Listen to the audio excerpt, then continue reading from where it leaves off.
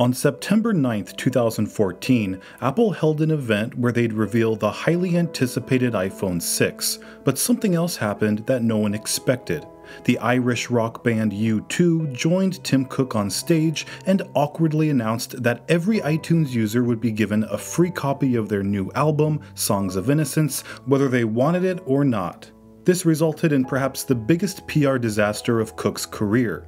News outlets called the move even worse than spam, and caused U2 to be named the most hated band in America. So what exactly happened, and why did Apple give away U2's album in the first place? Well, it actually all began with the iPod. Steve Jobs had a close relationship with a variety of musicians like John Mayer, Coldplay, and U2.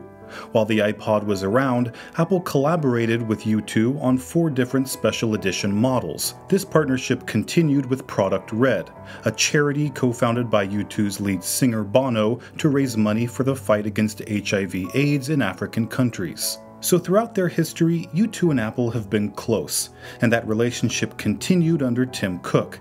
Except his idea for a collaboration was undoubtedly the worst, although the fault can't be placed entirely on him. The band U2 reached peak popularity in the 80s, and their recent music hasn't been as successful, especially among young people. So, to stay relevant, they were looking for ways to reach millions of people who could potentially become fans. At the same time, Tim Cook was struggling to keep iTunes relevant in the face of Spotify's explosive growth. So Apple had an idea that appeared sensible. Instead of paying U2 a small amount for an iTunes exclusive album, they would pay a larger amount for the right to deliver their album to all iTunes users for free. This had never been done before, but it could have helped Apple revitalize iTunes and rally favor among users, while helping U2 ride a new wave of popularity. But the promising concept was burdened by poor execution. It was announced with Bono and Cook awkwardly touching fingers, while the album Songs of Innocence wasn't made free for users to download by choice, but forced onto users' devices without their permission.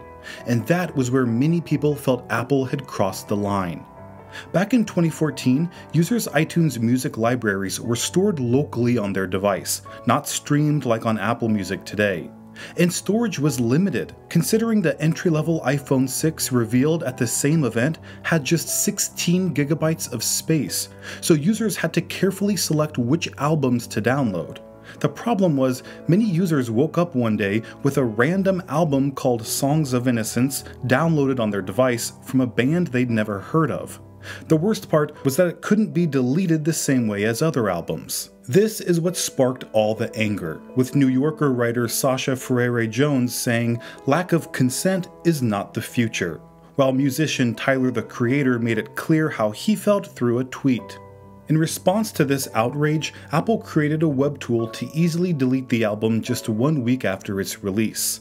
So while making U2's album free on iTunes may have been a good idea in theory, Apple's heavy-handed implementation ended up making users hate the service and the band even more, rather than drawing them in.